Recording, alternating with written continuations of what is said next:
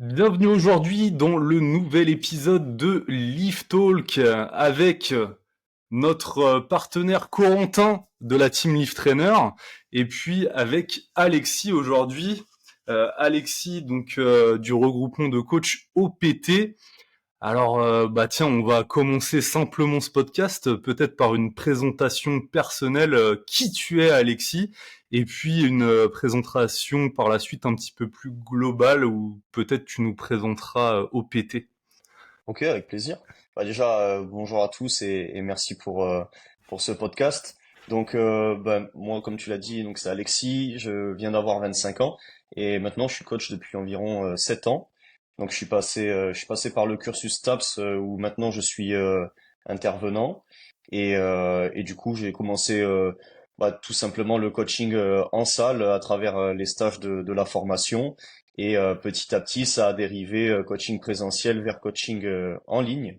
Je parle de ça sur une évolution de 4-5 ans, hein, ça s'est pas fait du jour au lendemain. Je suis passé sur beaucoup de coaching présentiel jusqu'à à peu près 25 heures, 28 heures semaine, ce qui est assez dense quand même dans ce Oui. domaine-là. Et ensuite, en fait, la transition s'est faite. J'avais de plus en plus de coaching en ligne. OPT était grandissant, donc j'ai pris la responsabilité de baisser cette base de coaching présentiel. À l'heure actuelle, j'en ai encore quelques-uns, mais juste pour le plaisir, quoi, et passer un petit moment avec eux, sortir la tête de l'ordinateur.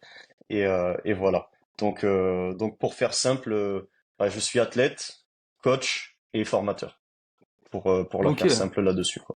Tu as plusieurs casquettes. Et du coup, quand Exactement. tu disais à tes débuts, donc coach en présentiel, Ouais. tu coachais dans une salle plutôt commerciale, plutôt donc déjà de base un coaching spé powerlifting. Comment c'était les débuts d'Alexis coach? Alors le tout début du présentiel, c'était du coup durant mes stages. Donc j'étais en stage dans une salle à Agde, près de là où j'habitais avant, et c'était une salle de muscu classique. Donc en gros, je prenais en charge les personnes qui étaient sur place. Donc c'est de la remise en forme, hein. Il n'y avait pas de spécificité sur la force athlétique. De toute façon, le coaching professionnalisé en FA, ça n'existait pas, tout simplement, hein, quand on a commencé. Et euh, et ensuite, ouais, sur l'évolution, c'était une salle qui s'appelait Freeness. C'était une chaîne de salles qui existait il y a quelques temps et on en voit presque plus désormais. Mais à un moment, quand ils étaient au plus haut, il y avait une trentaine de salles en France, je crois. Donc une salle commerciale, mais d'un niveau correct. Je m'étais associé à un groupement de coachs sur Montpellier avec qui on faisait du personal training, donc en salle, sur de la remise en forme de Monsieur, Madame, tout le monde. Donc moi, j'avais quand même mes dominantes de force où j'intégrais les mouvements globaux dans mes coachings, mais ça restait pas du tout, enfin c'était hors du spectre compétiteur en force athlétique, quoi. C'était vraiment de la remise en forme. Ok, donc la spécialisation powerlifting, elle s'est fait dans un second temps et au niveau de Ouais. la chronologie, c'était quoi? C'était 2000 quoi, Bon, 21, en gros, 22? pour la faire simple, euh, octobre 2017, je fais ma première compétition de force. Donc à ce moment-là, il y a quasiment pas de force sur les réseaux sociaux, etc., hein, c'est pas connu du tout. Il y a très peu de monde qui fait de la compétition. Moi, pour te dire, j'ai commencé à la fac, donc en STAPS. Et en fait, ce qui m'a fait l'élément déclencheur, c'est que à Montpellier, tu as une spécialisation au fur et à mesure des années. Donc tu commences ta licence 1, tu as juste ton option sportive, donc moi c'était l'option musculation, et tout le reste c'est un tronc commun. En licence 2, tu te spécialises en entraînement sportif, et du coup tu as un semestre qui est basé sur la force athlétique, et l'autre qui est basé sur l'haltérophilie. Il faut savoir qu'à Montpellier, pour avoir de bonnes notes, ce que j'estime de bonnes notes, c'est à partir de 14 sur 20, en fait, le 12 sur 20, c'est le minima France, le 14, c'est le collectif France, le 16, Europe, et au-dessus du monde, c'est 18-20. Donc, il faut t'entraîner pour avoir quelque chose de cohérent. Et je me suis dit que autant me mettre à la compétition et y aller à fond dès le début. Ça me motivera et ça m'obligera à avoir des performances les plus hautes possibles. Donc c'est comme ça que je me suis mis à la compète en force athlétique pour assurer de bonnes notes justement dans mon cursus. Donc ça, c'est octobre 2017, première compétition. Et à ce moment-là, je commence à coacher, faire mes premiers coachings, vu que le stage commence à peu près au même moment. Donc 2017. Ensuite, j'évolue gentiment à mon rythme. Je coach pas forcément. Et je commence à avoir mes premiers vrais coachings de FA en, euh, en septembre 2018. Donc là, à ce moment-là, j'ai deux athlètes et j'ai eu de la chance. J'ai commencé avec deux bons athlètes qui avaient des niveaux internationaux. Donc c'était Arnaud et Inès. Donc Arnaud, il avait été champion du monde de développé couché. Et Inès qui participait au championnat du monde universitaire. Et ensuite, on est allé sur les mondes IPF ensemble. Donc ça, c'est 2018. Et janvier 2019, on crée OPT. Donc là, on crée OPT parce qu'on s'entraînait ensemble. Donc à l'époque, Youssouf était avec nous. Il fait route tout seul maintenant. Et Mehdi, qui est toujours mon associé. Euh, et on avait chacun deux, trois coachings de notre côté. On se retrouvait tout le temps en compétition et puis on s'entraidait. Donc on s'est dit, plutôt que de faire ça indépendamment, autant un peu unir les forces. Et tu passes rapidement d'une équipe qui a deux, trois coachings à une équipe de 10 coachings. Donc directement, tu as un impact qui est un petit peu meilleur et sur le côté marketing, ça peut être quelque chose de sympa. Et en plus, ce qu'on voulait initier, c'était vraiment ce côté entraide, team, que les athlètes se connaissent entre eux et en compétition, ben, tu vois, t'arrives avec un groupe, tu te sens tout de suite un petit peu plus fort, tu vois. Donc c'est un petit peu né comme ça. Donc là, Ok. janvier 2019, ça commence réellement et je suis au milieu de ma licence 3, quoi, en gros. Ok, ça Est-ce que marche. tu veux que je continue la chronologie ou tu as des questions Ouais, ouais, plutôt? carrément. Bah, la suite de la question, c'est un petit peu OPT démarre, si j'ai bien compris, c'est lors de compétition. T'as réalisé en gros que tu pouvais t'associer avec des coachs aussi qui faisaient la même chose que toi. Peut-être vous aviez aussi la même vision. Mais on Et était amis donc surtout. ouais, ouais, Ouais. voilà, ça On c'est aussi hyper important. on s'entraînait ensemble et ça a été mes premiers partenaires d'entraînement en force et on a débuté vraiment ensemble. On a fait nos premières compétitions, nos premiers pas. Moi, j'ai fait mes premiers pas en 2017 avec Youssouf qui se lançait aussi. Donc, c'est vraiment mes amis avant d'être mes associés, quoi. Ok, donc là OPT à 5 ans quasiment jour pour jour On quoi. a eu les 5 ans il y a moins d'un mois, ouais. Ok, donc 2019, et raconte-nous maintenant un petit peu la suite jusqu'à aujourd'hui. Ok. Du coup, comme je t'ai dit, on a débuté avec deux, trois coachings chacun. Et puis, en fait, c'est monté crescendo, mais non-stop. C'est-à-dire que de janvier 2019 à aujourd'hui, on n'a jamais eu un mois avec moins d'athlètes. Ça a toujours grandi, en fait, jusqu'à présent. Et, euh, et du coup, bon, voilà, on lance OPT. Moi, j'ai fait une petite transition parce que, en fait, pour moi, la force athlétique, faut savoir qu'au moment où on lance OPT, il y a personne qui propose du coaching professionnalisé en France. Ça reste le coach du club associatif qu'on paye pas ou qu'on paye 10 euros. Et, euh, et du coup, on est un peu les premiers dans ce domaine-là avec quelques précurseurs comme, euh, comme Florent ou encore comme Alex. Donc voilà, on a été dans les premiers là-dessus. Et donc en fait, il y a tout à créer puisque ça existe que aux États-Unis et encore c'est assez récent, tu vois. Donc on crée un petit peu ça, on y va à tâtons parce que bah, forcément on n'a pas de retour d'expérience à côté pour faire comme quelqu'un d'autre. Et voilà. Et du coup on lance tout ça. On fait, je crois, les premiers championnats de France en équipe du coup, enfin avec l'équipe OPT en avril ou en mai 2019, donc quelques mois après. Et c'est déjà cool parce qu'on arrive sur ces premiers championnats de France avec les t-shirts OPT. Je crois qu'on avait 7 athlètes qui participaient. Donc on commence déjà à mettre un premier pied là-dedans et on peut communiquer là-dessus et ça nous fait notre première image. Et je pense que ça a été assez déterminant pour la suite de se lancer comme ça. Donc voilà. Moi, je fais un petit passage par un début d'école de kiné en septembre 2020 du coup. Non, 2019 ou 20, je sais plus. Un des deux, je suis perdu. Je crois que c'est 2019. Et j'arrête rapidement au bout d'un mois de cursus. En fait, OPT grandissait et ça me prenait trop de temps pour vraiment le lancer. Donc j'ai préféré arrêter complètement et je suis revenu à Montpellier pour vraiment mettre le paquet sur OPT et lancer, comme je t'avais dit, le personal training à côté. Donc là, c'est là où ça commence vraiment à prendre de l'ampleur. À ce moment-là, je dois être à une quinzaine ou une vingtaine de coaching chez moi. Et OPT doit avoir à peu près 50 athlètes. Donc là, ça commence à grandir doucement. Et Donc voilà. Est-ce que dès le début, tu avais cette vision de faire grandir ce collectif ou ça a évolué au fur et à mesure des années?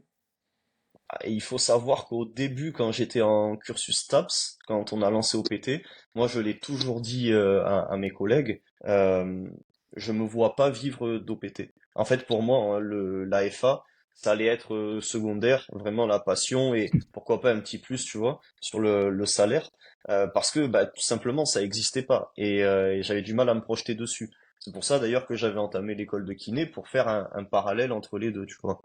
Euh, Force est de constater que là aujourd'hui ça va normalement, mais ouais non au début je ne me voyais pas avec une équipe aussi grosse parce que là à l'heure actuelle on a plus de 180 voire 190 athlètes donc c'est énorme. Mais non au début clairement pas. Pour moi ça allait être un complément tu vois. Ah, vous avez bien réussi, Ok. c'est incroyable. Mm. Et Ouais, j'avais écouté du ouais. coup quelques vidéos où vous disiez que vous comptiez continuer à regrouper encore plus de coachs, une dizaine, je crois, Oui. d'ici 1 ou 2 ans, c'est ça? Ouais. Ben là ouais depuis le début en gros on a commencé à 3. On est passé à 4. Ensuite, Youssouf a continué de son côté, donc on s'est retrouvé à 3. Et depuis, du coup, on est maintenant 6. Il y a le ou la septième qui arrive prochainement. Et après, je pense qu'on fera une petite pause sur l'ajout des coachs.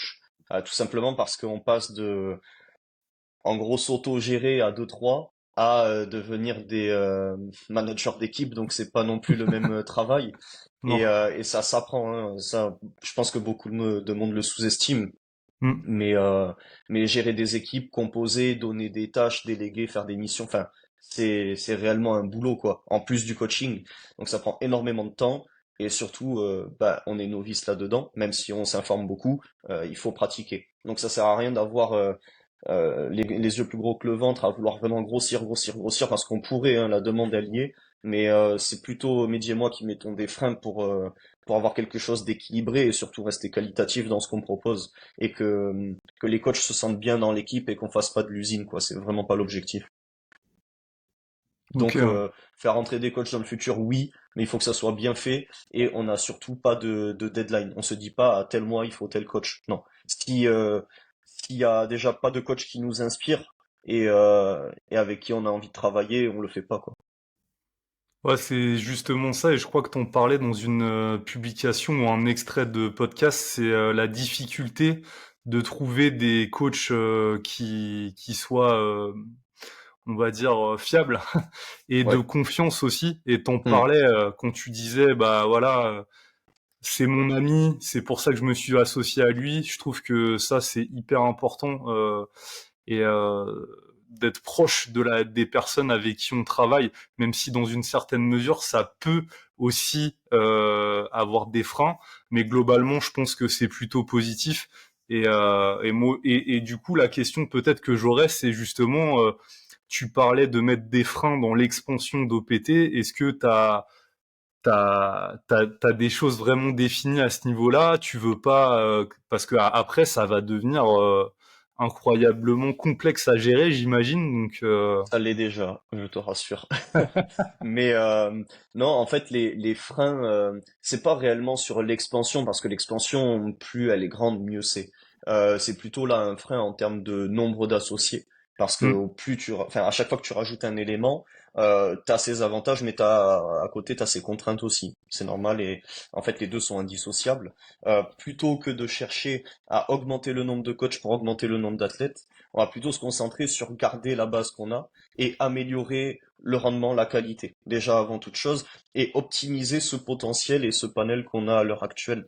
Euh, un potentiel de 7 coachs, c'est énorme, et avant de le rentabiliser à 200% d'un point de vue efficience, il faut y passer du temps, et ce temps-là, il faut le prendre, quoi. Enfin, si tu brûles des étapes, certes, sur la première année, peut-être que bah, tu vas voir ton chiffre d'affaires qui va monter et ton nombre d'athlètes et ton image qui va être encore plus grandissante, mais ce qu'on a depuis le début, c'est vraiment avoir cette logique de long terme. Et je pense que si on ne l'avait pas eu, déjà à l'heure actuelle, on n'aurait peut-être pas été là ou pas de la même façon. Donc, euh, donc c'est surtout le fait de pas griller les étapes. Et concrètement, euh, concrètement, quels sont les marqueurs qui pourraient me driver, si c'est ce que tu demandes. Moi, je sais que déjà là, on fera rentrer le ou la prochaine coach d'ici peu de temps. Après, moi, je passerai obligatoirement un an sans prendre personne, ça c'est sûr et certain, quoi qu'il Ouais, en pour soit. stabiliser tout ça, ouais. Faut vraiment stabiliser et que chacun vraiment prenne sa place à part entière dans OPT, parce que ce qu'on veut avec nos coachs, c'est pas uniquement des coachs qui coachent leurs athlètes. Rebonjour. C'est c'est pas uniquement des coachs qui coachent leurs athlètes, c'est des coachs qui sont impliqués dans l'expansion d'OPT et à qui on confie des tâches. Donc tu vois, OPT c'est vraiment un écosystème. On parle des coachs, mais il y a aussi beaucoup de partenariats qui sont faits avec des kinés, des prépas mentales. On a une équipe média, on a pas mal de choses qui gravitent autour. Et aussi, on propose pas que le coaching. Nous, on a des déplacements en compétition qui sont très très fréquents. On a notre compétition qui est privée, donc ça c'est pareil, c'est pas mal d'organisation. On a le côté textile. Enfin, il y a vraiment un panel très Mhm. large d'activités. Et ça, c'est à prendre en compte parce que c'est ce qui prend le plus de temps. Si j'avais uniquement mes coachings, je ferais même pas la moitié des heures que je ferais à l'heure actuelle pour gérer tout ça, quoi. Donc c'est Mhm. important de le comprendre et de Et le prendre en compte. justement, quand tu dis associé au PT aujourd'hui, si tu peux en parler, en tout cas, c'est quoi? C'est une entreprise ou enfin c'est une entreprise, on l'imagine, mais est-ce que tes collaborateurs sont indépendants ou sont intégrés à la structure OPT? Alors, pour faire simple, moi sur le côté pro là, j'ai donc mon auto-entreprise Alexis qui reçoit les coachings des athlètes OPT. On a du coup chaque coach est sur le même format. On a également l'association OPT. Donc là, avec l'association OPT, tu vois, tu fais adhérer du coup tes athlètes en tant qu'adhérents à l'association. Donc là, on s'en sert pour rémunérer les prestataires vidéo lors des compétitions, quand tu fais des vidéos pour les athlètes. Pareil pour le côté kiné, le côté team média, etc. Donc ça, on gère ça sur l'association. Et également, on a une SAS. Donc la SAS est destinée sur la formation qu'on propose, qu'on a lancée avec Mehdi il y a quelques temps, qui s'appelle PowerMind. Donc là, c'est globalement le système actuel, c'est ça, c'est indépendant, associatif et PowerMind Ah ouais, c'est avec la super SAS. complète. Ok, bah PowerMind, d'ailleurs, j'aurais des questions par la suite à ce sujet-là. Oui, Et donc, dans un second temps, je crois savoir donc que tous vos coachs vous sont diplômés, si je me trompe oui, pas. on Et prendra personne qui ne l'a pas le diplôme de toute façon. c'est quoi justement la volonté que t'as derrière tout ça, que vous avez? Euh, c'est quoi un petit peu la réflexion que t'as? Parce qu'on voit beaucoup de coachs qui ne sont pas diplômés ou même des collectifs Mm. où ils sont pas diplômés. Qu'est-ce que tu penses de tout ça un petit peu?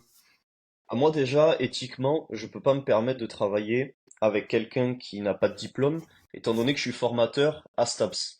Donc je peux pas former des gens à avoir leur diplôme si je bosse avec des gens qui ne l'ont pas. Déjà de base.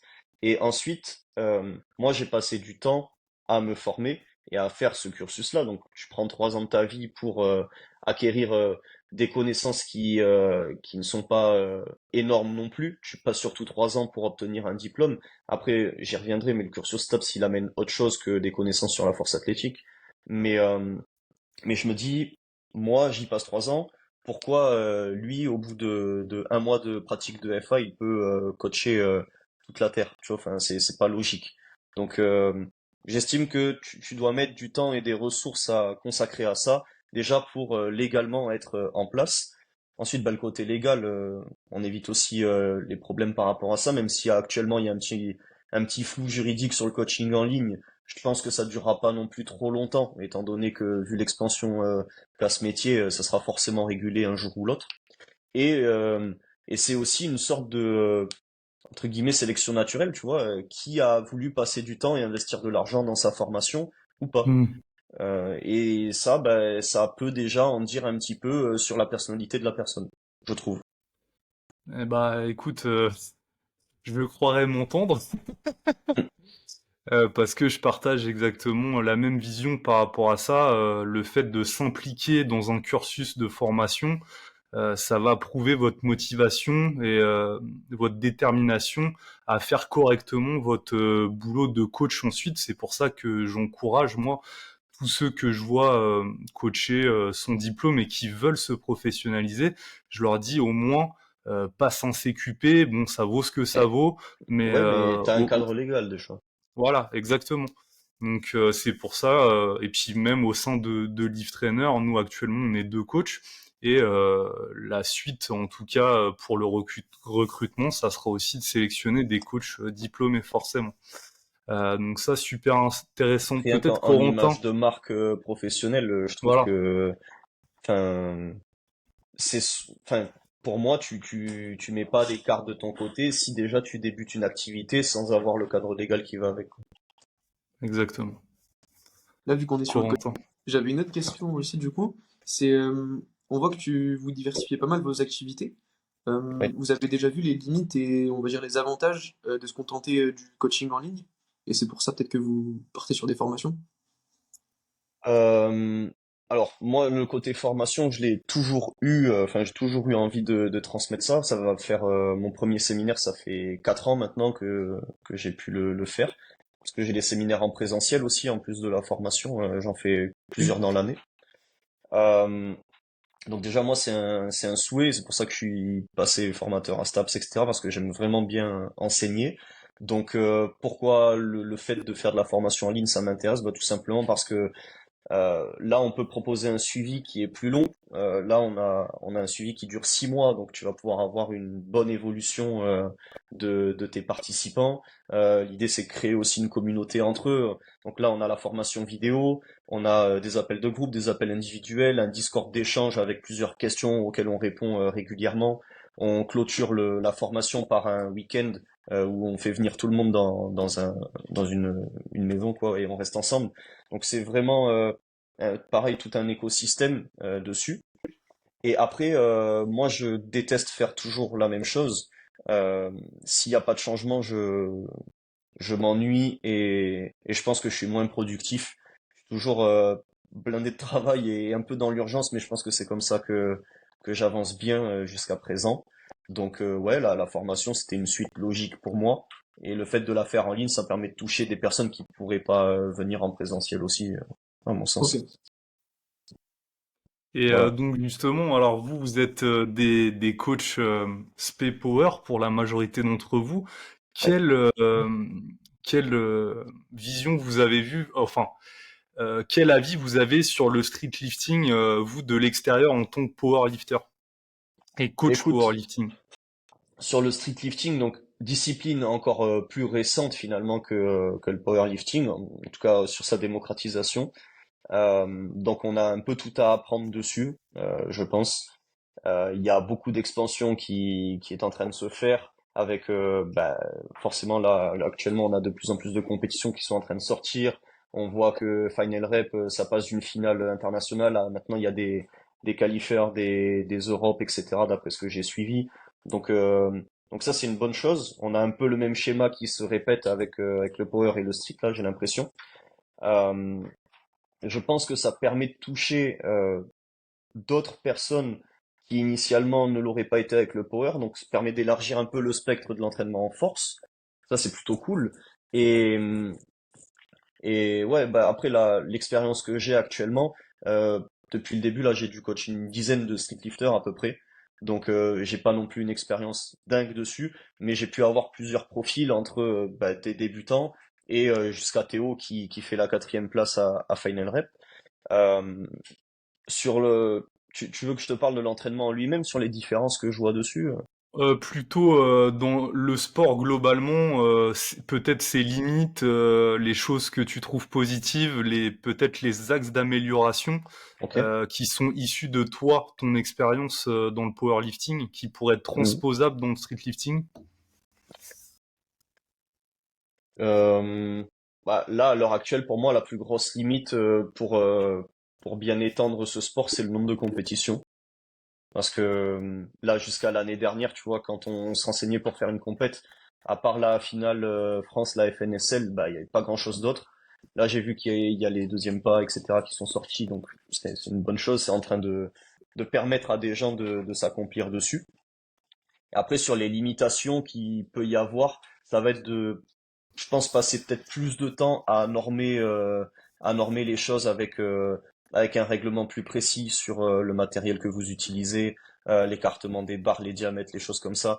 Nous, c'est quelque chose qui est beaucoup plus normé, beaucoup plus long, mais en même temps, le sport est plus vieux. Donc, tu es obligé de passer du temps et faire des compétitions pour noter ce qui va pas et mettre à jour le règlement. Tu vois, nous, en IPF, le règlement, il est mis à jour 1 à 2 fois dans l'année, chaque année. Donc, forcément, à chaque fois, Mm. tu as des lignes qui se rajoutent, etc. Donc là, pour moi, ce qu'il faut pour professionnaliser le sport du street lifting, c'est justement avoir un règlement plus complet, plus précis, plus de compétitions et avoir, je pense, des certifications d'arbitrage plus précises aussi pour avoir des arbitres qui permettent de valider certains standards et que les standards restent globalement les mêmes sur chacune des compétitions, parce qu'on peut voir que c'est assez disparate actuellement dessus. Mhm. Bah, tout ça, Ça, ça va c'est être mis trois en axes place en ouais, que je vois. 2024. Ok. De Enfin, cette année. Alors, toute façon, je pense que je te dis, c'est la même évolution, mais à 5 ans ouais. d'écart avec nous, hein. Ouais. Et justement, bah, est-ce que tu penses qu'un jour, le street lifting dépassera en engouement le powerlifting? Bah, franchement, je pense que c'est quand même bien lancé parce que t'as potentiellement plus de mecs qui font des tractions que du soulevé de terre, je dirais, en salle de sport. Donc, ce que tu peux toucher va être un petit peu plus grand.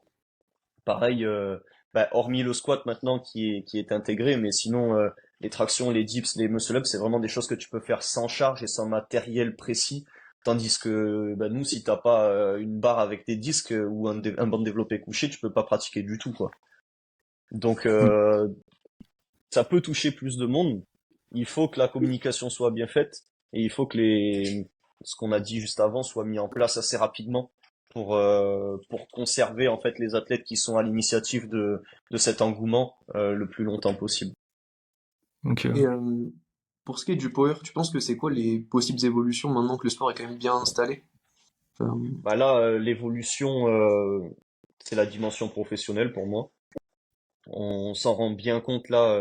Bah, le week-end dernier, il y avait Sheffield, hein, la plus grosse compétition en power. Donc ils prennent, pour la faire simple, les champions du monde de chaque catégorie et ils s'affrontent pour faire le champion des champions. Il y a quelques spécificités, mais sur le papier, c'est ça. C'est un gros show. C'est un gros show. Il y a beaucoup de moyens qui sont mis en place là-dessus. Donc en fait, pour moi, ce qu'il va falloir, c'est mettre ce genre d'événement, peut-être avec d'autres partenaires. Là, tu vois, c'est SBD qui le met en place. Pourquoi pas d'autres marques qui seront grandissantes comme A7 qui fait son show également. Voilà, avoir plusieurs panels de possibilités dessus. Et, et ouais, le côté professionnalisation avec bah, tout simplement des athlètes qui sont payés pour pratiquer ce sport-là, hein, comme dans d'autres sports. Tu veux prendre des footballeurs, c'est le cas, des oui. rugbyman, c'est le cas. Ben, powerlifting, si tu veux passer un cap, il faut que les athlètes puissent faire que ça.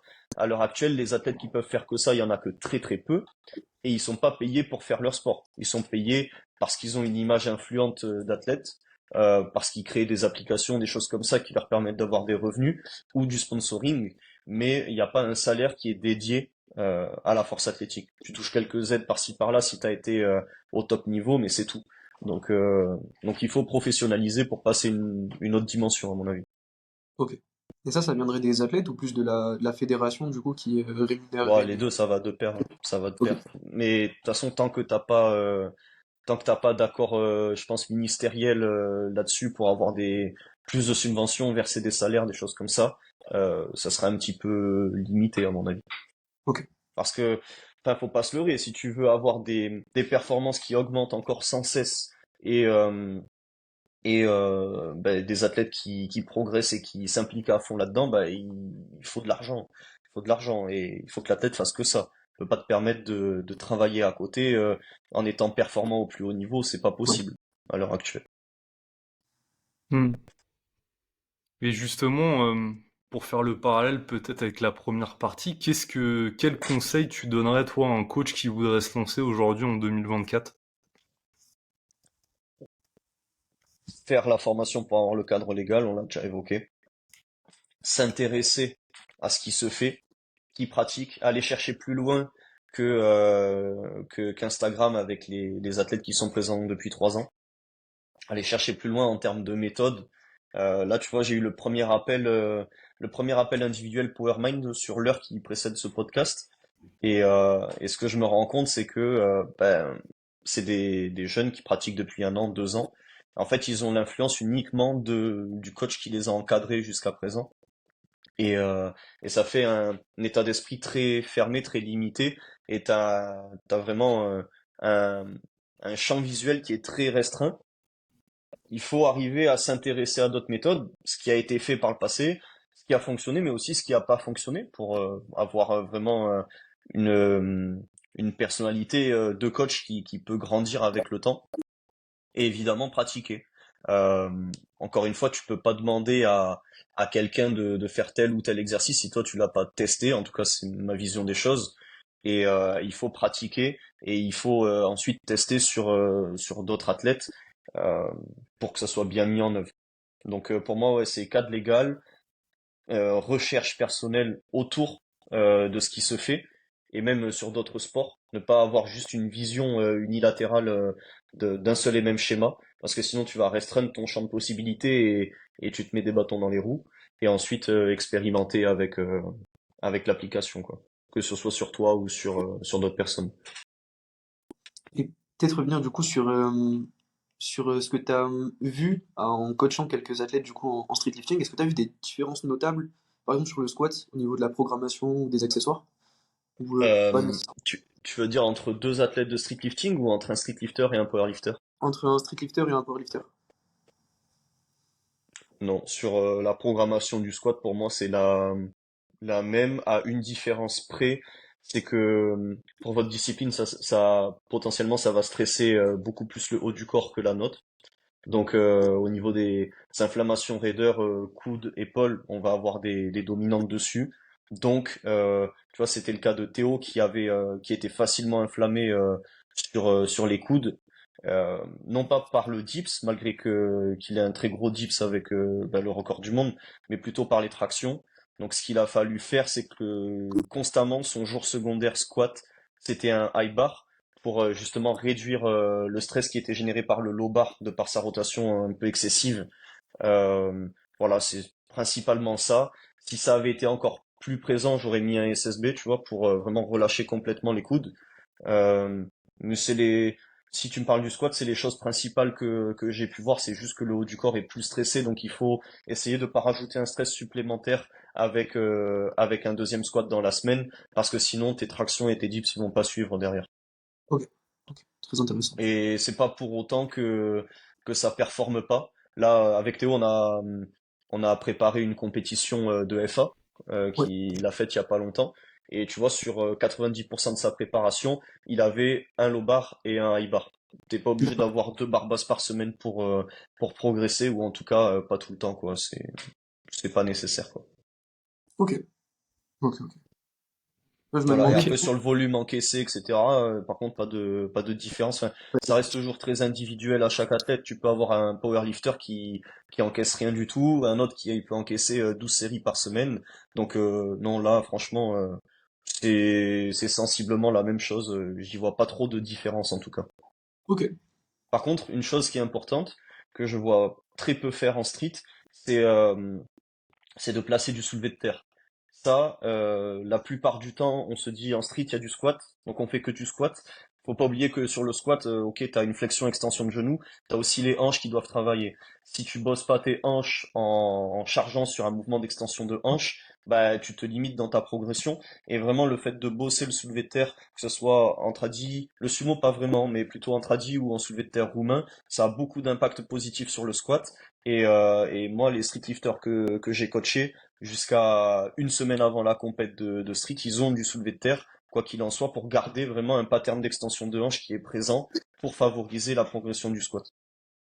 Tu t'entendrais bien avec Victor, Alexis, parce Ah, que c'est ce qu'il fait. c'est important, hein, franchement. Et au pire, si le soulevé de terre est pas possible, au moins mettre un bon gros volume sur du back extension, du reverse hyper, des choses comme ça.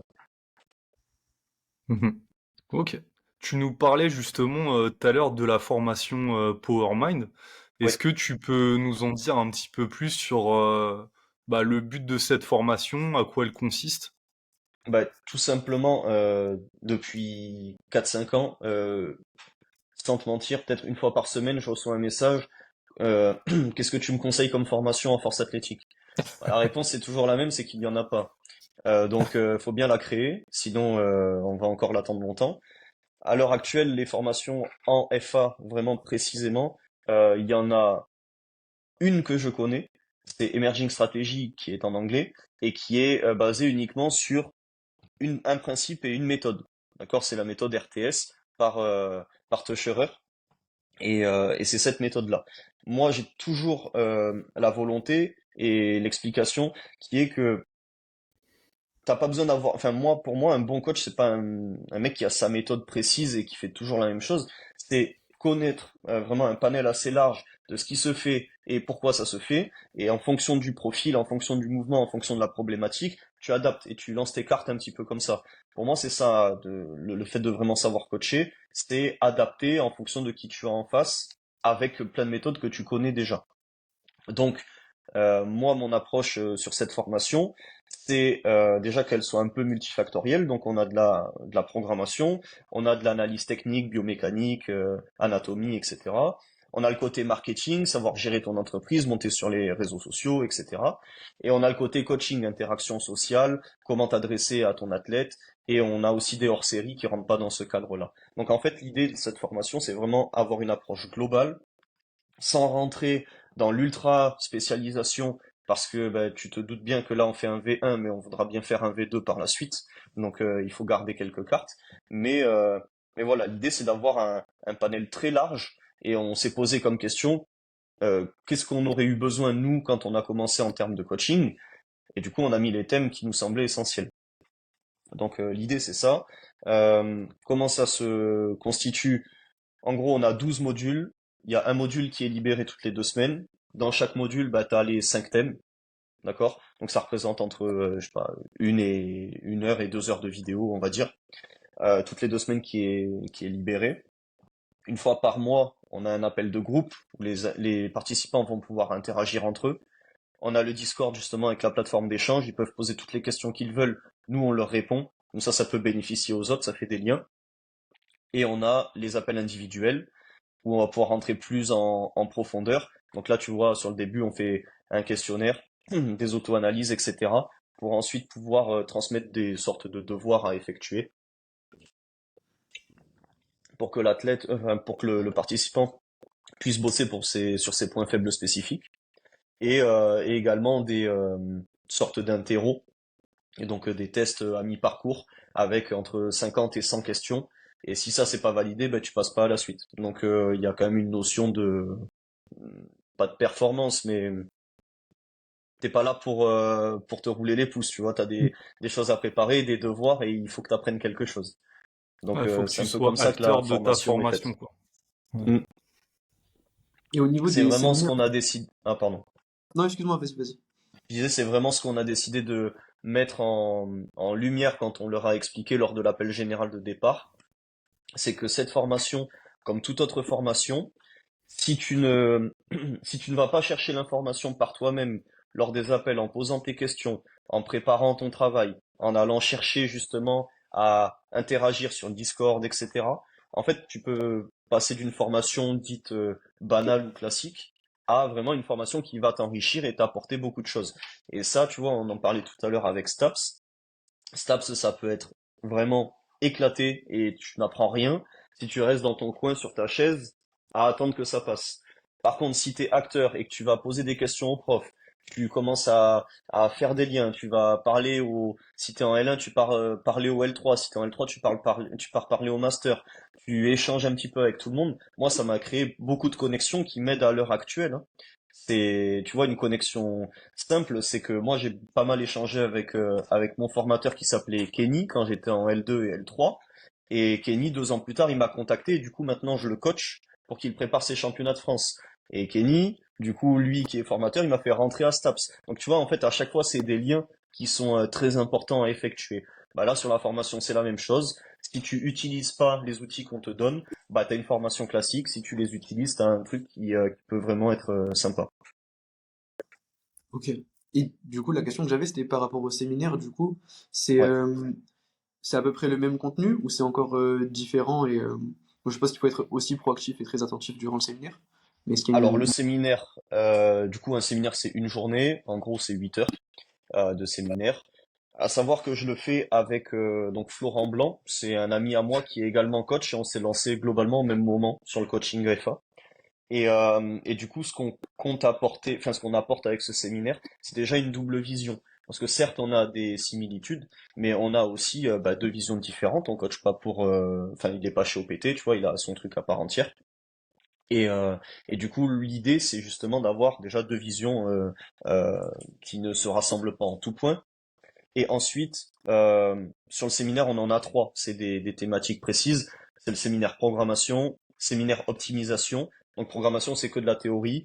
Optimisation, c'est théorie et pratique. Donc on voit les optimisations de mouvement qu'on met en pratique ensuite l'après-midi. Et le troisième, c'est la gestion de blessures, où là, du coup, on est Florent, moi, et il y a également Victoria qui est kiné. Donc là, on a une approche aussi un peu pluridisciplinaire dessus. Et donc ça, c'est assez intéressant. Et ce que tu n'auras pas sur une formation en ligne, bah déjà, c'est la pratique des deux premiers, forcément. Et également, ce qui est pas mal, je trouve, sur le présentiel, et c'est pour ça qu'on continue de le faire, c'est justement cet échange que tu peux avoir avec les participants, qui est beaucoup plus favorisé que à travers un ordinateur. Ouais. Donc ça, c'est aussi sympa, et c'est pour ça qu'on veut garder ça. Après, sur le contenu en lui-même, on rentre quand même pas mal dans le détail. Les séminaires, ils sont assez, enfin j'espère en tout cas, mais ils sont plutôt qualitatifs là-dessus. Euh, mais c'est vrai que sur 6 mois, ben, tu peux aller chercher plus loin. Et surtout, le but là, ben, c'est d'avoir du service individualisé. Tu vois, c'est comme quand tu coaches quelqu'un. Ben là, moi, je coach un coach. Donc, en fonction de sa problématique et sa lacune qu'on détermine lors des appels, ben, moi, je vais pouvoir lui proposer du travail spécifique et de la prise d'informations spécifiques dessus. Donc, ça, c'est quelque chose que tu peux pas faire lors des séminaires. Tu vois, si tu as 30 personnes sur la programmation, tu peux pas faire un tour de table fois 30 pour voir Ouais. qu'est-ce qui va pas. Donc il y a des Ok. plus et des moins de chaque côté. Ok. C'est pour ça que je veux faire les deux. Et justement, toi, alors, Alexis, les critères que tu pourrais définir pour qualifier un bon coach d'un mauvais coach. Ok.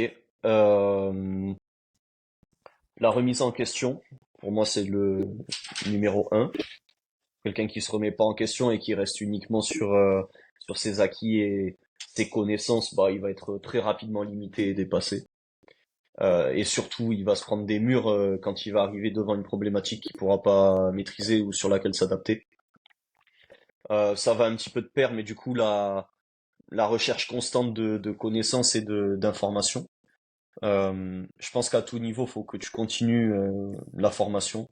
Alors la formation, c'est pas forcément partir faire un diplôme universitaire, hein. L'information, tu peux la chercher toi-même à travers des vidéos, des sites, ou même ce qu'on oublie le plus souvent, c'est les échanges que tu peux avoir avec les personnes en direct, en compétition, etc. Parler avec d'autres coachs, parler avec d'autres athlètes. Pourquoi tu as fait ça sur ta programmation, comprendre les choses. Ça, c'est la meilleure formation qu'il soit, mais il y a beaucoup de monde qui l'oublie. Donc ouais, la recherche constante de formation. Euh, qu'est-ce qu'on pourrait avoir d'autre? Si je peux te donner des billes un petit peu pour, c'est par exemple moi, je veux me faire coacher en power. Ouais, Comment donc je suis un pratiquant, je suis pas coach. Comment est-ce que je fais pour voir si un coach est réellement compétent? ok. Déjà son passif, d'accord? Est-ce que ça fait longtemps qu'il coach ou non? Déjà, ça va donner une, euh, une donnée sur son expérience. Les résultats qu'il a pu avoir. Quoi qu'on en dise, hein, t'as beau faire le meilleur post Insta, ce qu'on veut, c'est que ton athlète progresse. Donc, est-ce qu'il a fait progresser des athlètes? Est-ce qu'il en a fait progresser beaucoup? Est-ce qu'il a fait progresser que des athlètes de haut niveau ou que des débutants, ou bien les deux? Ça, c'est pareil, hein, faire progresser un athlète de haut niveau, c'est pas pareil qu'un débutant. C'est deux skills qui sont complètement différents. T'adresser à un débutant, bah, il faut beaucoup plus de pédagogie, d'enseignement. Faire progresser un haut niveau, bah, il va plus falloir des compétences qui se rapprochent du développement personnel pour optimiser un petit peu la personne en tant que telle sur le côté athlète. Parce que généralement, tu vois, l'évolution en termes d'analyse technique, etc., elle est bien plus limitée sur un athlète de haut niveau. Donc voilà, rechercher ce qu'il a, son background, hein, tout simplement. Et après, tu fais ton choix. Ben, je pense le facteur numéro un, c'est la personnalité qu'il dégage. Est-ce que ça correspond à toi et à la tienne, quoi, tout simplement. Tu peux avoir le meilleur coach sur le papier. Si tu accroches pas avec le mec, ça marchera pas. C'est une collaboration. Tu es en contact tous les jours. Le coach, s'il reçoit ton message et qu'il a pas envie de l'ouvrir, ben, c'est mal barré. Et toi, si t'as pas envie d'ouvrir le message du coach ou recevoir ses critiques, c'est mal barré aussi. Non, faut que ça soit un échange et que ça matche entre les deux, quoi. Mhm. Ok. Et une autre question encore, pour toi, quelle part du marketing, enfin, le marketing, dans quelle mesure il a son importance pour réussir en tant que coach? Ça dépend si tu parles de coach en ligne ou en Coach en ligne. présentiel. Pour du en ligne, bah, sa part, elle est énorme, hein, puisque c'est ton unique vitrine, du coup. C'est ton unique vitrine. Donc, si ça, c'est mal géré, bah, déjà, tu peux pas optimiser, ton rendement et tes demandes de coaching, du coup. Euh, Après, attention à pas tomber dans l'excès non plus. Si tu passes ton temps vraiment H24 à produire du contenu et faire que ça, bah, c'est du temps que tu alloues pas à tes athlètes.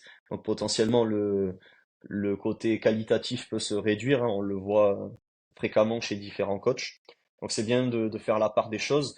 Mais oui, le marketing, t'es obligé de le gérer si tu veux vraiment vivre du coaching, je pense, parce que c'est par là que passent tes demandes. Et s'il y a zéro marketing, les gens peuvent pas deviner que t'es coach et deviner qu'il faut te contacter, quoi, tout simplement.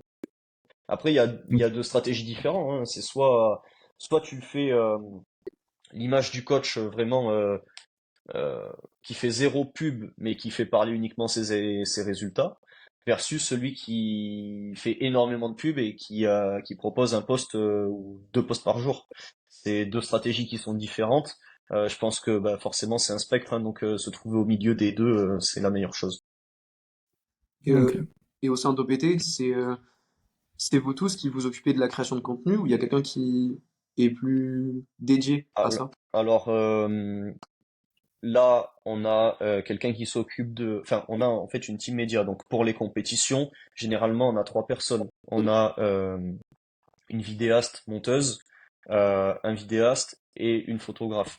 Donc déjà ça, nous on peut pas s'en occuper clairement parce que en compétition, sur les compétitions sur lesquelles on les appelle, c'est le championnat de France, on a entre 20 et 30 athlètes, donc impossible de s'occuper de ça. Et ensuite sur le contenu qui est monté, donc podcast, vidéo YouTube, les réels, etc. Ça c'est plus nous qui nous en occupons, donc c'est Ok. la monteuse. Et, euh, et après, sur des postes un petit peu plus simples, tu vois, quand on fait des collaborations athlètes, des choses comme ça, où il y a plus de choses à expliquer, plus précises en tout cas, bah là, on peut s'en occuper. Ou bien juste, tu vois, poster une photo quand on est entre coachs ou une photo de groupe, etc. Ça peut nous arriver de le faire nous-mêmes. Et après, sur le contenu de nos réseaux perso, c'est nous qui nous en occupons la plupart du temps.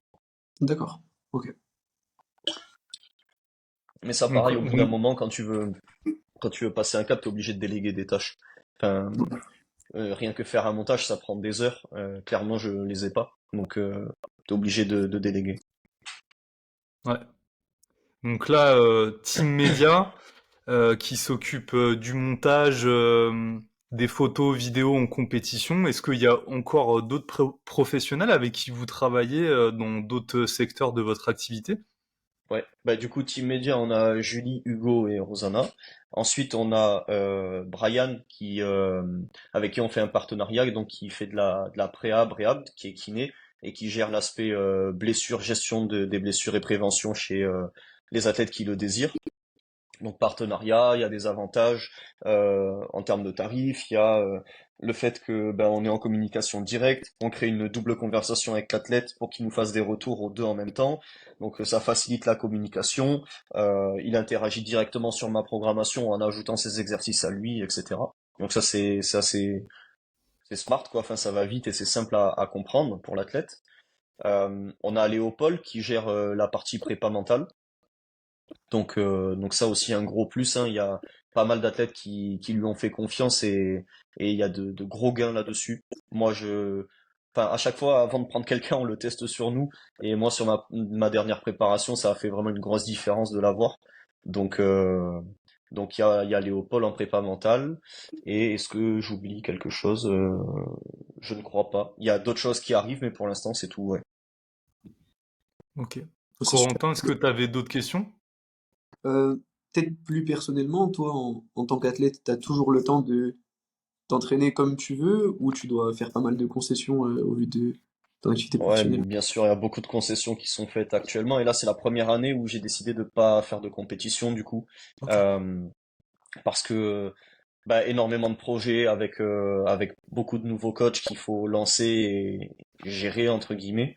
Euh, Plus le côté bah, PowerMind avec le lancement et la création de la formation qui est chronophage à un point où vous imaginez même pas. Ça prend un temps monstre, vraiment. Donc ça bah, c'est du temps que tu peux pas passer à l'entraînement, tout simplement. Et après d'autres projets perso qui vont être très très prenants aussi sur l'année en cours. Donc ouais, là c'est la première année où je participerai pas à une compétition. Euh, Au-delà du temps, il y a une histoire de fatigue nerveuse, fatigue mentale et focus qui est pas suffisamment présente. Je peux pas être apte à me lancer dans une préparation comme ça. Faut savoir que la dernière préparation, enfin même les trois dernières préparations, à chaque fois j'y mets ma vie dedans, d'accord? Donc si je suis pas à fond, ou vraiment si j'optimise pas tous les détails, etc. Je sais que je pourrais pas faire mieux que la précédente compète. D'accord? Faut vraiment que je sois au taquet. Donc j'ai pas envie de faire une compétition pour faire moins que la précédente. Et je sais que le jour où je m'y remets, c'est pour refaire une qualification France Élite et participer aux France. Si j'en ai pas la possibilité et que j'ai pas assez de temps ou de focus à accorder à ça, je m'y remettrai pas. Donc, euh, donc voilà pourquoi là c'est un petit peu en stand-by. Donc ce que je fais actuellement, tu vois, c'est, enfin quand je peux, c'est 2 SBD, donc 2 séances spécifiques, une séance avec du renfort Ok. qui est assez rapide. Donc ça me fait en gros 2 heures de séance, 2 heures et demie de séance et 1 heure et demie de séance. Et là actuellement, j'ai rajouté, on va dire deux sports pour le cerveau pour apprendre à, à poser un petit peu et sortir un peu du cadre de la FA parce que sinon je fais que ça tout le temps. Donc là, je fais un créneau de MMA et du vélo au moins une fois par semaine quand je peux le faire. Ok, top. Et c'est quoi du coup la suite pour OPT là, en 2024, 2025? Bah là, du coup, 2024, il y a pas mal de projets qui sont en cours. Bah forcément, je peux pas en parler, sinon ça va pas du tout être la surprise que ce soit pour l'extérieur ou même pour les athlètes parce qu'on leur prépare des choses. Mais pour la faire simple, c'est faire monter nos coachs, d'accord? Leur faire prendre de l'expérience et de la confiance en eux aussi en termes de coaching, d'accord? Donc vraiment les faire grandir par rapport à ça. Donc que la structure se développe aussi sur le nombre d'athlètes, évidemment, et proposer et renforcer tout l'écosystème que je vous ai cité, mais le faire passer sur un cap supérieur à nouveau, en faisant rentrer des nouveaux intervenants à cet écosystème-là, et de par des événements et des mises en place de projets qui vont être faites, pareil, renforcer ce côté qualitatif et, euh, et pluridisciplinaire qu'on peut proposer pour encadrer au mieux et proposer à nos athlètes les meilleurs services possibles, quoi. Donc ça, c'est Ok. pour 2024. Et c'est Est-ce pas de qu'on tout repos, verra mais il y a beaucoup de choses. Ouais, ouais, c'est clair, hein. Ouais, il faut de l'énergie hein, pour tous Oui, ces oui, projets-là. il faut du café. Et Alexis, est-ce qu'on te verra sur une compétition street lifting cette année? En De tant que street... coach, spectateur? Euh... putain, j'aimerais lâcher des trucs, mais je peux pas. Euh, Ouais, on va dire que si j'ai un athlète qui participe, ah ben si, j'ai Alix qui est maintenant coach au PT, qui s'occupe de la partie street lifting du coup, qui normalement va participer à une compétition qui et mi-juin, je crois, c'est des seconds pas, si je dis pas de bêtises. Vous le savez mieux que moi, je pense. Mais C'est normalement, des courant juin, il y a une compète, quoi. Ou alors courants c'est un juin, truc c'est les privé, France. peut-être. Ouais. Ah, ben Juin, c'est les c'est France qui ont les été France. décalées alors. Ouais, Avant, c'était en décembre, hein, c'est ça? ouais, Ouais. c'est ça. Bon, ben du coup, normalement, ça sera cette compétition-là. Et si sa participation est validée, etc., ouais, bien sûr, je vais l'accompagner. Ah, super. Bon, on se croisera sans doute Ouais, en ouais, juin avec alors. plaisir. Je sais même pas où c'est, mais bon, j'y serai, quoi.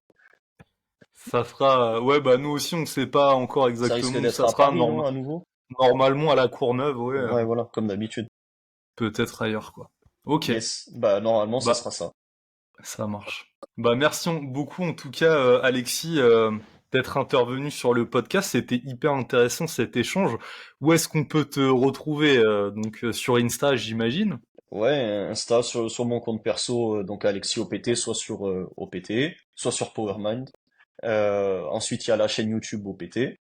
Et puis, bon, c'est à peu près tout, l'essentiel est là. Et sinon, il y a les deux sites internet aussi du même nom. Ok, ok, Voilà. super. Bah Et en en tout cas, bonne. compétition, parce Oui, on est des hommes du terrain aussi, c'est pas que internet. ça c'est important, ça. Ah ouais, mais il y a beaucoup de monde qui l'oublie, ça. C'est important d'accompagner ces athlètes sur le jour J. Bien sûr, bien sûr.